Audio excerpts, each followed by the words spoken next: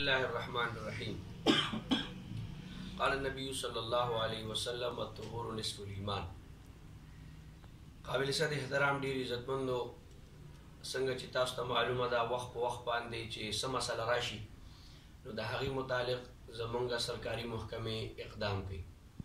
چونکې د صحت په حواله باندې زمونږ د اسپتال RC بټګرام نه د مرګري راغلي دي او دوی د مدرسې اعتراض چیرې د قوم ته د ډینګي وایرس په حواله یو آگاهی پیغام ملو شي. نو دا معلومات دي چې ډینګي وایرس په پېښور کې خصوصا په پنجاب کې بیا واپس اکټیویټ شوی دی او په ډسټرکټ 400 کې سره رپورټونه د شبقدر په ایریا کې هغه چې کوم نه مخې ته راغلي دي. ډینګي وایرس څنګه چې تاسو ته معلومه ده مخکې چې څومره په موږ ته معلومات دي نو هغه داري چې دا په صفه اوبو کې ودرېږي کوم ځای کې چې صفه اوبه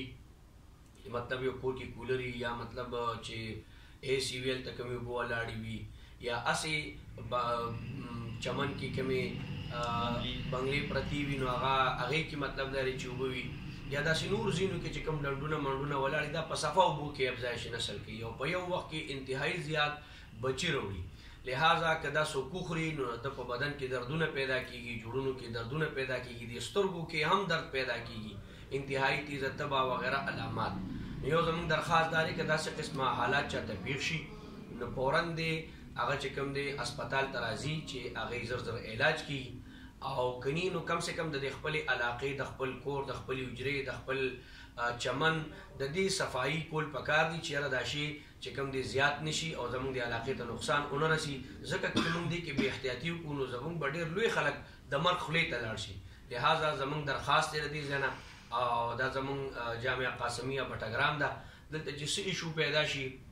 نو دا یو مرکزي ځای دی، خلک دلته راځي. زه د دوی ډېره شکریا ادا کوم چې دلته رالل او د دوی په وساطت قوم ته پیغام ورکوم چې انشاءالله په دې کې احتیاط وکړي، د صفایي خیال وساتي، د مونځ او دس خیال وساتي او د خپلې صفایي ماحول کې خیال وساتي چې داسې قسمه حالاتو سره موږ مخ نه شو. شکریا مهرباني.